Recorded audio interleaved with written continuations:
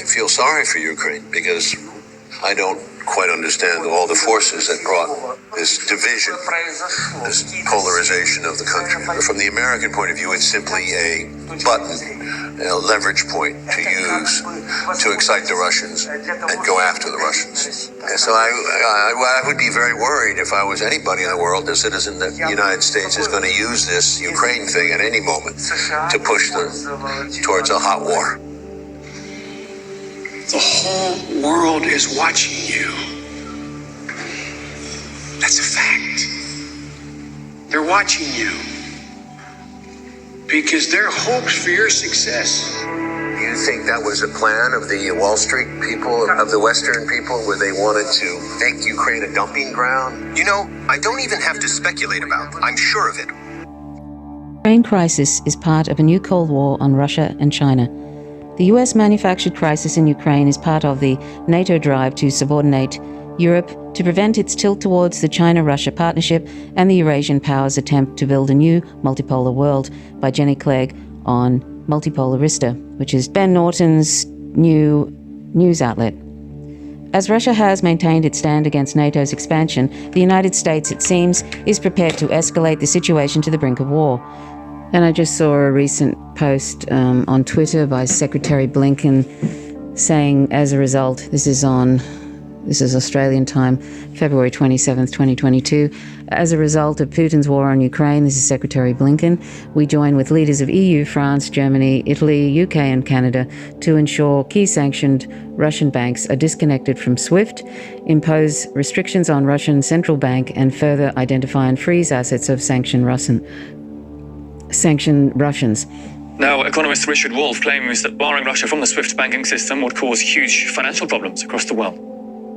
In a global world, more globally interconnected than ever before, if you block the SWIFT system, you are declaring a kind of economic warfare that will damage and destroy all kinds of economic relationships. The reason Mr. Schultz in Germany did not want and stopped the attempt to freeze Russia out of SWIFT was because it would throw the price of oil and gas up into the roof beyond what it has already been, because you couldn't pay Russia for the oil and gas through SWIFT and they wouldn't send it anymore, and no one knows where that's going to go. So if they do that, if they actually go through with that, they will disrupt global trade, they will drive inflation through the roof. And let me remind everyone, Russia, China, Iran, and many other countries don't like the domination the United States has over the SWIFT system, and it really is only a matter of time before there are multiple systems. Bitcoin is already functioning to a degree like that. So this would be a very dangerous step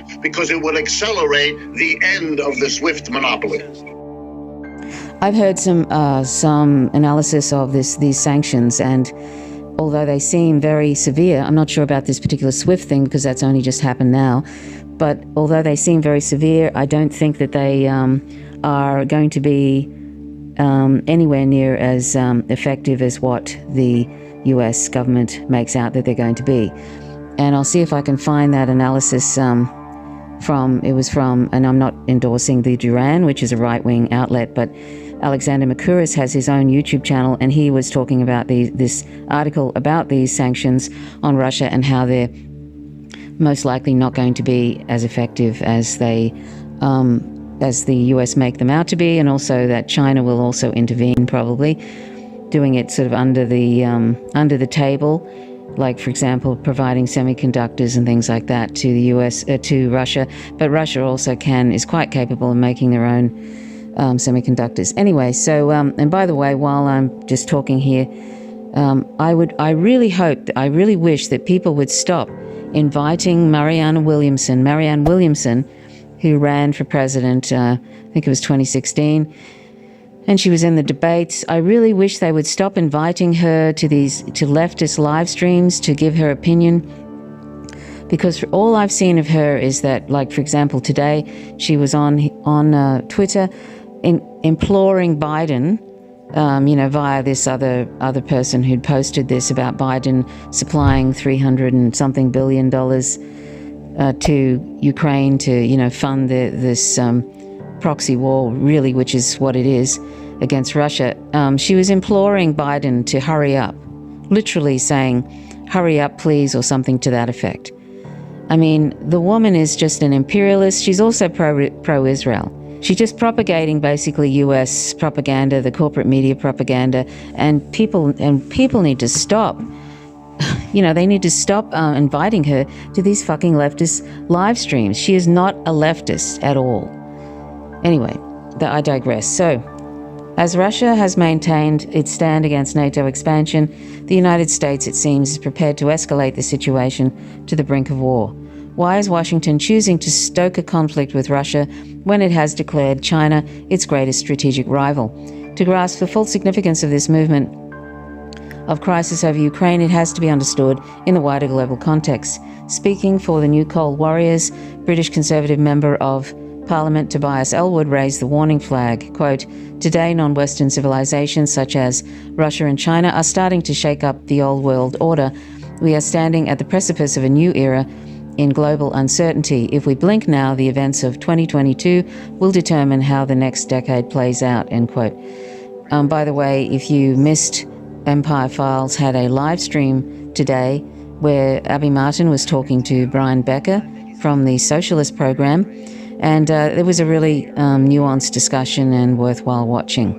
Also, Danny Hayfong from the Left Lens has also done a couple of videos on that too. And there's some good analysis out there. Of course, who knows how this is going to end, and who knows really what's happening on the ground. In Ukraine, you cannot trust the corporate media, and so it's all sort of like, and as Manar Adley said on Twitter, people are drunk with warmongering, like they're drunk with kind of this pro-war mentality, like pushing corporate media stuff on war with Russia and all of that kind of stuff. It's just awful. It's so depressing. I was supposed to go on a walk today, and I still intend to do it, but I'm just finding when I read some of the stuff, and I'm trying to avoid the pro-imperialist sort of rabid, beating the drums of war type stuff.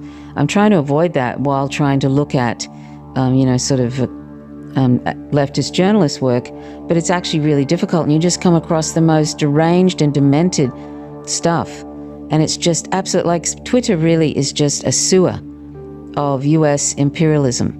It really is. It's just appalling. Like, I've just deleted my Facebook account, and now, it makes me want to just delete Twitter too, except that, I want to sort of see what these various leftist journalists are seeing. I don't use social media to actually be social with people, really. I don't use it to give little updates on, what I had for breakfast and stuff. I just use it, and all of that. I'm not saying that's all people do, but I'm basically saying I don't use social media for that sort of thing. But, like the social media platforms are just so disgusting at this point. This indeed is more than a crisis over the future of Europe. It is about the future of the world order, but not in terms of Ellwood's great power rivalry, rather in the context of a relative decline of US unipolarity and the rise of the multipolar trend. At this point in time, the very legitimacy of US leadership as the world's essential, quote, deterrent, end quote, power against the world's so-called dictators is on the line. The debacle surrounding the US military withdrawal from Afghanistan, compounded by the lack of consultation with European allies on the announcement of the AUKUS, Australia, United Kingdom, United States alliance, have raised serious doubts around the world about US reliability. And talking about AUKUS, just talking about what's going on, for example, on Twitter by Australians, 95% of it is just pushing, and this includes all the blue check, celebrity type people in Australia and the journalists and all of that. They're just pushing the US imperialist line. It's so depressing. Actually, more than that, it's like 99%. Faced with the Ukraine crisis, Washington now has to show that it is back. Should it fail or be seen to back down, this would reinforce the perception of US decline. This matters, not least in the Indo-Pacific. There, the US has been expanding its military reach from Obama's Asian pivot to the ramping up of, quote, freedom of navigation, end quote, exercises in the South China Sea. Biden's, quote, new multilateralism, end quote, has seen the widening involvement of partners in its naval exercises around China's coast and the strengthening of the Quad, a security alliance of the US, Australia, Japan, and India. This follows AUKUS and the US-Japan, then an Australian-Japan agreement on military cooperation. New defence deals between Japan and the UK and France may presage further NATO linkages into Asia region. At the same time, Biden has shifted US focus toward Taiwan.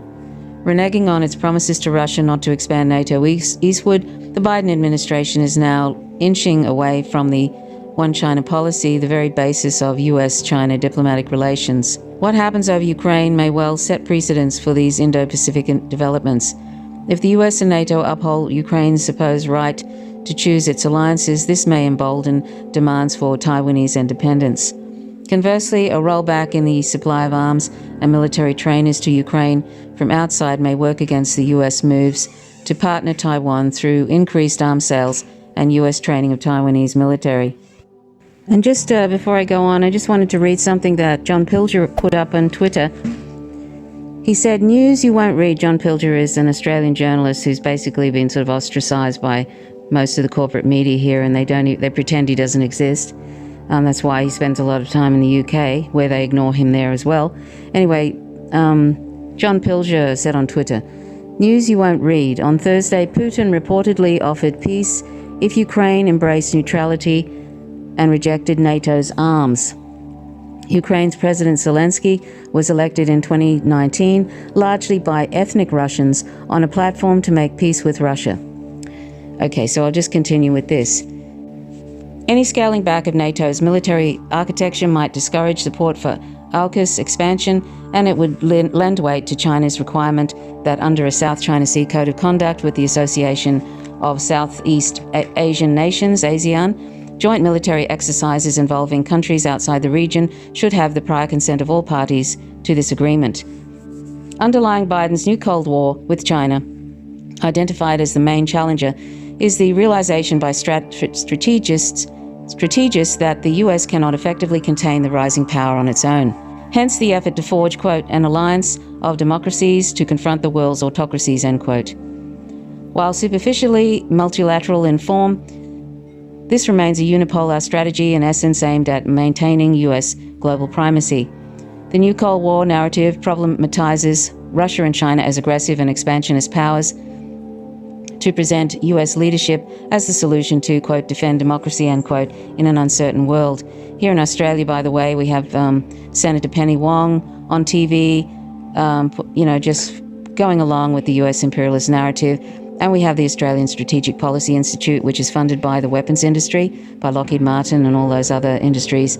And that informs the government here in Australia. That is one of the major think tanks. Isn't that wonderful? What President Xi and Putin want, the argument goes, is to make the world safe for autocracy. Theirs is a quest to divide the world order, carving out their own spheres of influence. Both aspire, it is claimed, to restore the former glory of their empires and, in doing so, threaten democratic space within their respective regions and defy the, quote, "rules-based international order," end quote. The hypocrisy of all of this, it's amazing, isn't it? By denying Ukraine's supposed sovereign right to join the NATO military alliance, Russia seeks to limit NATO influence and hence the US role in Europe. If anybody can point out to me if there's any sort of recent reports by Putin about what's happening, that'd be great, because I'm having trouble. I've had a look on RT and I'm having trouble locating anything where there's been any sort of update. Similarly, by insisting on its claims in the South China Sea in contravention a UNCLOS ruling about which not all legal experts have agreed, and warning Taiwan over its assertions to be a self-governing democratic island, China endeavours not only to push the US out of the Pacific, but to displace it entirely as the unipolar global hegemon. In this new Cold War narrative, NATO and now AUKUS are, quote, "defensive," end quote, alliances essential to stabilising Europe and the Indo-Pacific, respectively.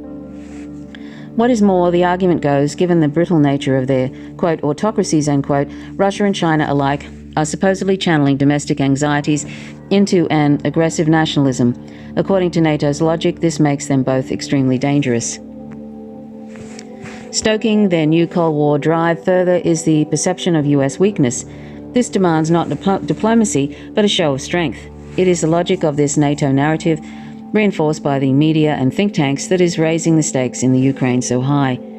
The US has to prove itself as a force capable of confronting the so-called, quote, dictators, end quote, of the world, according to this new Cold War argument. Sanctioning President Putin? Yes. Why not sanction him today, sir? Mr. President? Why not sanction him today, sir? Mr. President, if I can, you detailed some severe and swift new sanctions today and said the impact it will have over time. But given the full-scale invasion, given that you're not pursuing disconnecting Russia from what's called SWIFT, the international banking system, or other sanctions at your disposal, respectfully, sir, what more are you waiting for? And I've heard many, corporate media stenographers asking Biden, why isn't he doing more? Why isn't he doing more than the sanctions? Like pushing for, they're actually pushing as usual, like they did in the Iraq war, manufacturing consent and pushing for war in Iraq. They're doing the same thing here, and they're pushing Biden to, take military measures. To the Ukrainian government, which still stands and the biggest supporter of the Ukrainian people. And we will continue to be. And we are leading this global effort to stand up against the aggression of President Putin. And so the president is doing nearly everything in his power to lead the world and stand up against the actions of President Putin. What he will not do is send U.S. troops to fight in Ukraine, because he is not going to put the American public, the American people, or the United States in a position of fighting a war with Russia. And Jen Psaki always says, Biden is not going to involve itself militarily. Of course, it is by providing $300 billion or more of U.S. Of military aid and stuff. And also the whole lead up to this with NATO. And, they're constantly involved in this war. They're just using Ukraine as cannon fodder for this war to weaken Russia. They're hoping to weaken Russia and even, and worse. And they're hoping that these sanctions will weaken it and eventually they can sort of rule it out. I don't believe that's going to happen, but that's hopeful on their part. But I'm hoping that even though Jen Psaki says Biden has no intentions of involving itself, obviously, overtly in it, I'm putting in overtly, that she's not just sort of saying that and then they go and do something really insane. I'm just hoping that that is true, that Biden isn't going to literally have troops go in there and then it becomes like this then it becomes like a world war, really, once he does that. But I think he's just going to do what the cowardly empire does, and that is, fund groups within a country, like they've done with ISIS. ISIS has been like a proxy force going around in Syria and the like. And he's going to use the Nazi Azov battalion and others like them, and sort of use them as a proxy force. And I don't know. I don't think that's going to work out very well.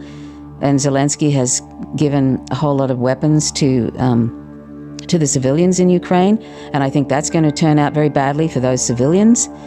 I think this is hopefully it isn't some kind of a cynical measure to have more carnage of Ukrainian civilians, and then then the psyops can be look, see how many civilians were killed by Russia and all this kind of stuff. I mean, the information war in these today is so demented.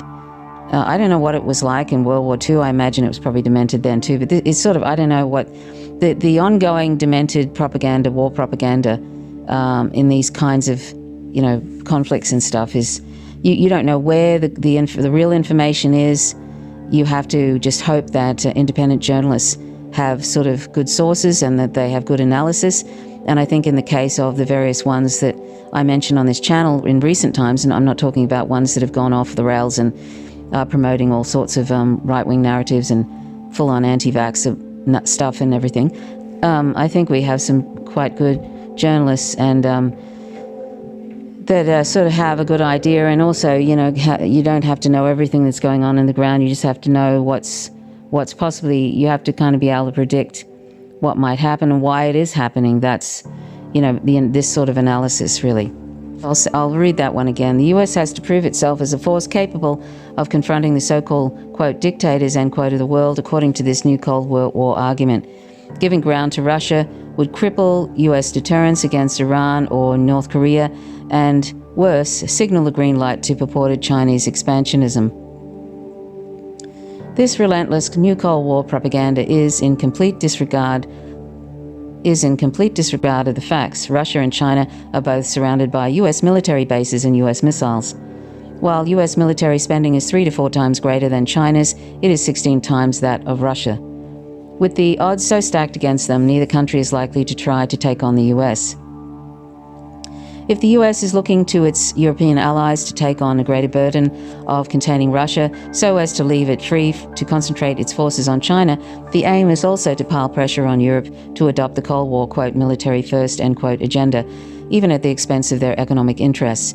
And I heard today, it was interesting, on Alexander Mercouris, when he was talking about this today, he mentioned that the UAE and India and China would not have basically been sort of supporting, in a way, Russia in this. They haven't been sort of, they've been refusing to vote on some things, and they have support for Russia, and they understand, I think, why. India has had a long-standing relationship with Russia.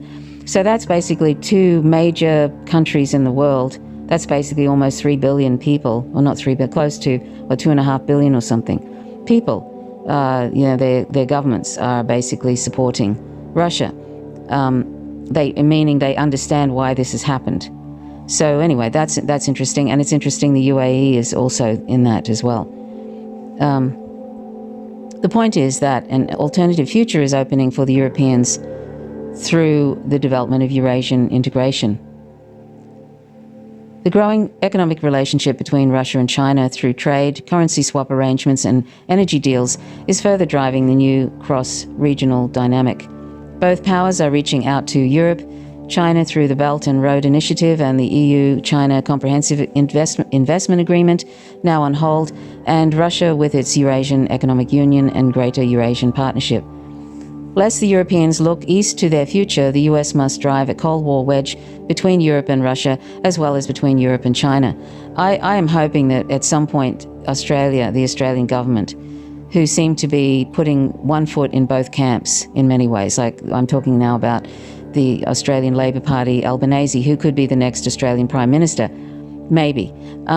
He likes to have a foot in both camps. He doesn't want to become an enemy of China, but he also doesn't want to become an enemy of the US. And if you are not against China, then you are an enemy of the US. That is something that, is very clear to all those politicians. We are just a vassal state here in Australia.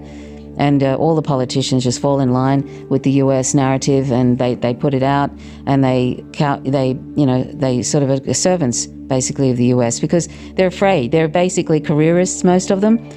And so they know that if they go against US imperialism, their career is probably over, and they'll also never be prime minister, and that's true. But it's so pathetic, though. Anyway, US efforts to impose a ban on the Chinese tech giant Huawei here were the tip of the iceberg. More is to come in terms of demands for greater trade and investment controls. What Washington seeks is to restrict China's growth and at the same time reverse its own decline by blocking cooperation between China and Europe, thereby making European markets captive to US core technologies as it races against China for control over the key technologies of the fourth industrial revolution, from AI to quantum computing. The success of Biden's new Cold War multilateralism turns on the position of Europe. So the Ukraine crisis is being used as a lever to bring about unity among Europeans in a way not seen before in the coordination of the Iran-style sanctions and military integration. This makes it all easier then to follow the US in decoupling from China. I don't believe this is going to work. I really don't. I don't believe this is going to work because you just see that China is making friends left and right. It is, instead of destroying like the US does, it is providing support to different countries, trying to help rebuild countries, trying to support Venezuela, who's crippled by sanctions, trying to support Iran, that is crippled by US sanctions, that kind of thing. And in Africa and this Belt and Road Initiative, there is so much, basically. I mean, all these countries, are capitalists, these countries that are going to benefit from China's expansion in a way and the Belt and Road Initiative, they're all going to benefit financially. And they can see that the US is floundering like for want of a better metaphor, a wounded animal. A wounded animal that is barking and sort of growling at, is trying to, and is basically on its way out, the US empire, and is floundering around and is overextended, just like the Roman Empire was towards the end there. The US empire is overextended. They only pulled out, I think, troops from Afghanistan so that they could engage other wars, and also, the possibility of a war with Russia and China, which Russia said it will not enter into a ground war because that would be suicide, basically. So that's why they have that nuclear parity with the United States, because that is a deterrent. The new US bid for global primacy is widely disrupting long-established patterns of regional ordering. NATO expansion has jettisoned the common security of the 1975 Helsinki Accords, and now all pressure is on to enlist Germany in the new Cold War, demolishing its historical reluctance to get involved in military ventures. Likewise, the US strategy has brought Article 9 of Japan's constitution, the Peace Clause, to breaking point, as this second major power in the East is urged to accept a more active military role. Across Asia, the cornerstones of the post-colonial order, which have exercised a certain constraint of US dominance, are being eroded. The division between the Gulf states and Israel over Palestine in the Middle East, for example, or the principle of non-alignment, long held by India or Southeast Asia's military independence. A lengthy joint statement released by Russia and China this February, however, offers an outline for an alternative, a multipolar world. This historic declaration marks for the first time China's opposition to further enlargement of NATO, but there is a great deal more substance to the initiative. And by the way, I just want to make clear my position, which is I'm not on Russia's side, I'm not on the US side, I'm on peace. I'm on the side of peace and for there to be diplomacy and all of that.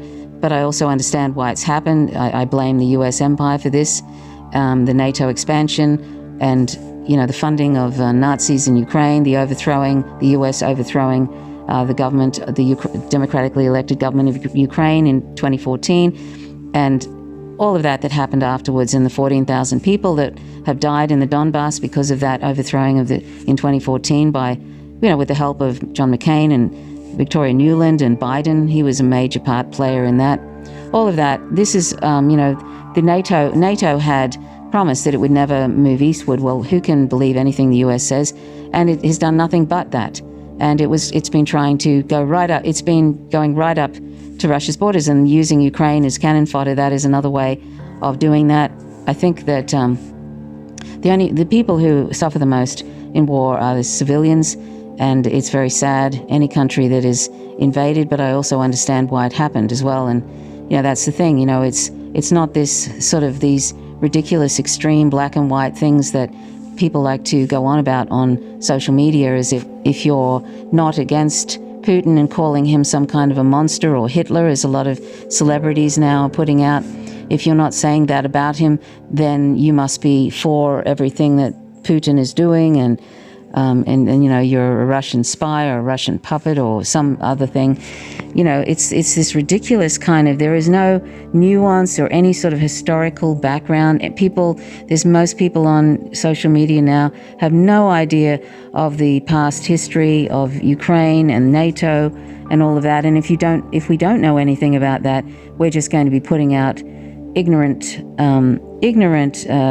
propaganda that helps continue on these sort of wars and props up US imperialism. And, I don't for a moment pretend that I know about the ins and outs of all of this. I don't at all. Hopefully, I'm not putting out anything that is going to make things worse, but I'm just trying to share these articles that I think are good. I was going to actually pick out some bits, and I might do that later, from Avi Martin's live stream today and Danny Hayfong and, that kind of thing. And I might do that. And also a couple of things Alexander Makura said about the sanctions, which were very interesting, which I didn't realize. And I might do that later, but I just thought I'd share this today. So I'll just read that again. This historic declaration marks for the first time China's opposition to further enlargement of NATO, but there is a great deal more substance to the initiative. Far from seeking their own exclusive spheres of influence, Russia and China set out a world order based on indivisible security, in which, quote, no state can or should ensure its own security separately from the security of the rest of the world and at the expense of the security of other states, end quote. In their call for demilitarization, common concern is expressed over US plans to develop global missile defense, while the demand for the withdrawal of all nuclear weapons deployed abroad is endorsed. Support for the G20, BRICS, SCO, ASEAN, the East Asia Summit, and the Russia-India-China dialogues marks out the multipolar frame, one not of separation but greater interconnectedness between the Asia-Pacific and Eurasian regions. Stability is seen to lie in prioritizing sustainable development, achievable through multipolarization, but, quote, with the United Nations and its Security Council playing a central and coordinating role, end quote. Equal access to the right to development, together with the right to choice of development path and a more democratic international system of rulemaking, are essential in opposition to a one-size-fits-all development model. What has brought the world to this historic turning point is not a revanchist nationalism in both Russia and China. Rather, global stability is put at risk by the relentless drive of the US expansionism, imposing ideological dividing lines to establish exclusive blocs and alliances. In this trial of strength between a unipolar and multipolar world, the US has not only to counter Russia's and China's demands for recognition and as major powers, but also more widely to subordinate regional organization in Europe and Asia to prevent their tilt toward the Russia-China initiative. The Ukraine crisis is a crucial moment in forging a new Cold War coalition as a step further in building an anti-China consensus. With US leadership credibility hanging in the balance, Biden's international position is only as strong as its Atlantic alliance. A reluctant Europe may act as a brake on US ambitions. Thus, the Russian threat is being hugely overinflated to break what remains of the European will to resist militarization. The US ploy of provoking Russia into overplaying its hand has bet on Putin acting like a dictator according to whim. However, the joint Putin-Xi statement has drawn attention to the wider context, forcing Western warmongers, as they threaten massive sanctions, to take stock of Russia's options in its strengthening relations with China. What is in contention are two conflicting world agendas: the US new Cold War militarization on one side against a multipolar order now driven by Russia and China together, framed by the UN with sustainable development at its heart. For the Europeans, adopting the US agenda will mean commitment to perpetual military upgrading. But would they, on the other hand, rather see themselves better off with a peaceful and prosperous Russia, engaging in a Silk Road-type trade, reaching across to China and to East and Southeast Asia, working together in the Regional Comprehensive Economic Partnership, the RCEP? The outcome of the standoff over Ukraine is going to determine not just the balance of power in Europe, but the shaping of the world order in years to come, as US allies, partners, and adversaries alike look to adjust their positions in accordance with the shifting powers of the hegemon. So another good article by on Ben Norton's independent news resource, Multipolarista. So thanks for watching. My name is Trish Roberts. You're watching Faint Signals from Vega. Let's remain calm, and let's try and be always pushing for peace. And I don't particularly want, as I'm sure you do not want, any particular country replacing the US. Not that I'm implying that Russia is doing that, but I'm just saying we want if we're leftists, we must want peace in the world. We want an anti-capitalist system. We want an anti-imperialist system. We want to have peace between countries and social equality, equity, and all of that. And that will not come through capitalism, as it's inextricably linked with imperialism. So let's try and do our best to expose empire and hopefully bring down empire at the same time. With our efforts, we can only hope. Thanks for watching. Till next time. Bye for now.